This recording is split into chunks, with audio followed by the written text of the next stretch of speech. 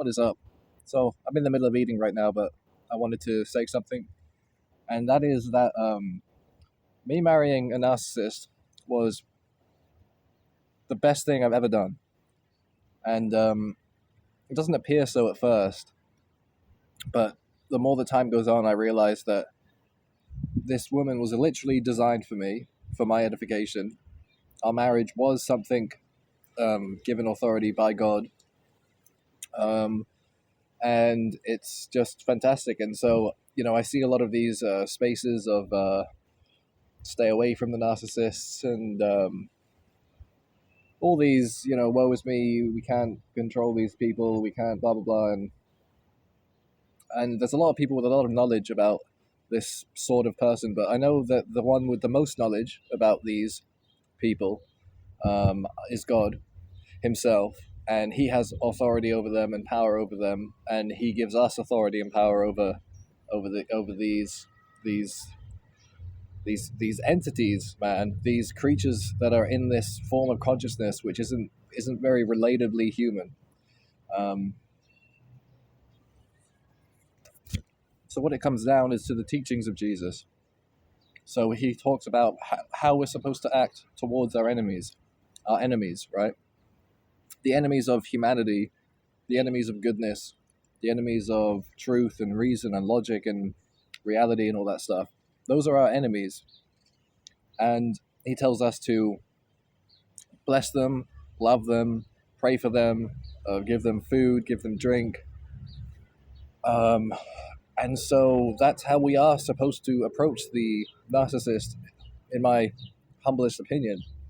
And, giving them honor. God gives honor to the wicked. It happens, He also brings shame to his people. All of us get rain. All of us get sun. We're all loved by God, and he wants the best for all of us. We're all loved as a mother or father loves their children equally. Like these three fingers, I love them all. I don't love one more than the other. If one was going to get chopped off, I'd be as miserable as if any other would get chopped off, right? So it's that kind of thing.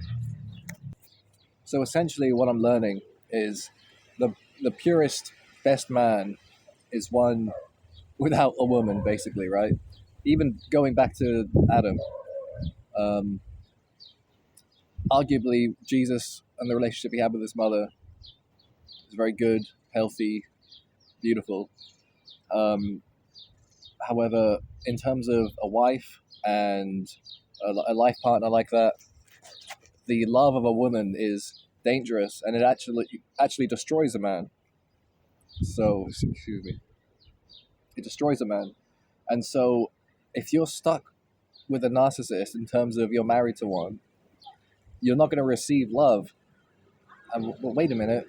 If the love of a woman destroys a man, then not receiving love from your wife is actually to your benefit. And so, are you going to partake in what she's giving you in terms of an absence of love? No. Why would you do that? You keep loving. You give them everything they want. They want to separate. They want this and that. You give them because they have no love in them. You give it to them and you bless them and you pray for them, and you don't become them. I've been echoing this for a while. The sentiment of just because you have a bad wife doesn't mean you become a bad husband, and now I understand it more fully. A bad wife can actually complete a man as much as a good wife could, and consequently, the scriptures are true when it says a man who gets a wife who gets a good thing, whether it's a bad one or a good one. If it's a good wife, love is amplified amongst themselves. Fantastic, great, good thing. If it's a bad wife, then there's no love, but the love of a woman destroys a man, is capable of destroying a man. A lot of evidence to suggest as much. And, Jesus himself, Paul himself, a lot of the prophets didn't have a woman. Some prophets were mandated to have women, and particularly unfaithful women. And that was God's best thing for that people for future people, for past people, for that present prophet. It was the best thing for him to have that prostitute of a wife who could never be faithful. I don't know where it came from, but they're probably my own parents' relationship. But there's a fantastical fantasy of what marriage is expected to be with a man and a woman. And so every time my conditioning observes that I'm not reaching that, then there's an angst and there's an anger, there's a desire to control the other. But this is conditioning. This isn't the authentic self reasoning together with God. This is the conditioning talking. And so the more that time goes on, the more that I'm able to overcome the conditioning through God's grace alone. I'm seeing this is brilliant what's going on. And it was brilliant since the beginning. It was authorized and stamped and expressly delivered because it was always a good thing. I walked in faith. I walked in obedience. I wanted God's blessing. I wrestled with God, and I would not let him go until he gave me this blessing. I tested God in terms of his promises, and his truth. I tested it like we're supposed to, in a way, right? We're not supposed to test him in a bad way, right? But in a good way, like an example would be when I forget his name, but a very lowly guy who was brought up to fight for Israel, and he asked God, he leaves a fleece out at night, and he says, if you're really God and all that, and this is really what I'm supposed to do, let the Jew go everywhere except for the fleece. And he wakes up, and the Jew is everywhere except for the fleece. And then the next night, he asked the opposite thing: let there be no Jew, but the fleece be sodden wet. And it was. And then after that, it was confirmed. That was testing God, not in a poor way, as the devil tried to tempt Jesus to during his fast, his days in the wilderness. So, I tested it, and he was good. I tested his truth, and it is true, and it just becomes more and more true all the time.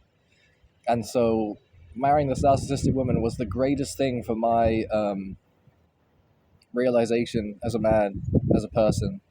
And we don't have to be afraid or scared of these people. We have to be, cautious and knowledgeable and grounded in the truth. But that's about as far as we need to go. These people are so much in fear. They are so controllable, not only by evil spirits, but by the Spirit of God. If the Spirit of God, if God himself wants a narcissist to be somewhere else, that narcissist is somewhere else, because they're so bestial that they are controllable, manipulable in that way. It's not for us to manipulate them, which we are capable of. It's not for us to do that at all, but to allow God to. If we're going to manipulate anyone, we can manipulate ourselves. But, yeah. I have a lot more to say, but I think I'll make some more videos on this.